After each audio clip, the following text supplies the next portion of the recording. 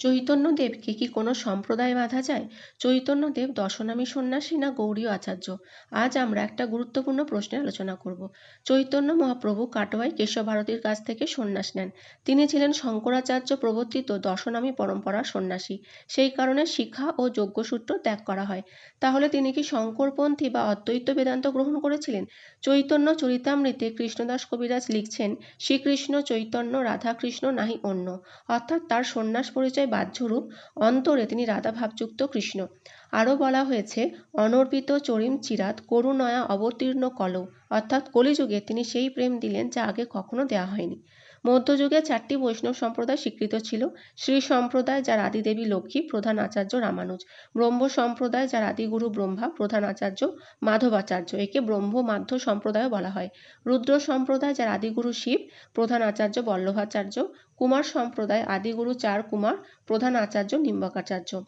18 শতকে জয়পুরের রাজদরবারে একটি গুরুতর প্রশ্ন উঠল, গৌড়ীয় বৈষ্ণবরা কি আদৌ বৈধ বৈষ্ণব সম্প্রদায়?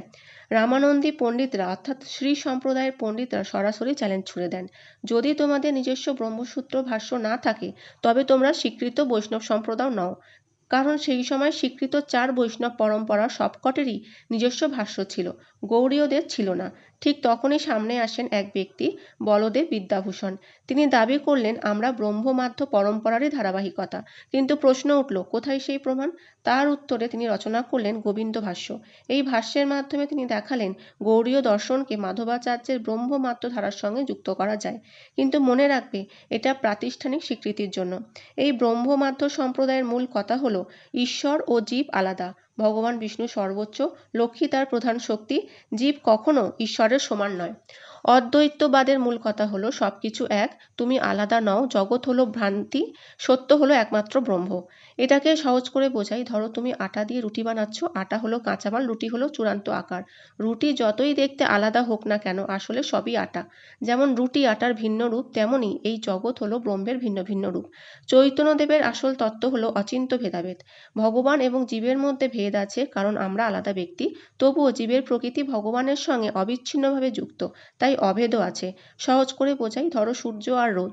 সূর্য আলাদা, কিন্তু রোদ সূর্য থেকে আসছে, তাই মূলত একই। ঠিক তেমনি ভগবান ও জীব একই সাথে ভিন্ন ও এক। শঙ্করাচার্য আমাদের দিলেন অদ্বৈতবাদ, অর্থাৎ সবকিছু এক, ব্রহ্মই পরম সত্য। মাধ্য দিলেন দ্বৈতবাদ, জীব কখনো ঈশ্বরের সমান নয়। আর চৈতন্য দিলেন অচিন্ত্য ভেদাভেদ, রাধার হৃদয় দিয়ে কৃষ্ণকে অনুভব করার সাহস। তাই হয়তো তাকে কেবল কোনো সম্প্রদায়ের মধ্যে বাঁধা যায় না।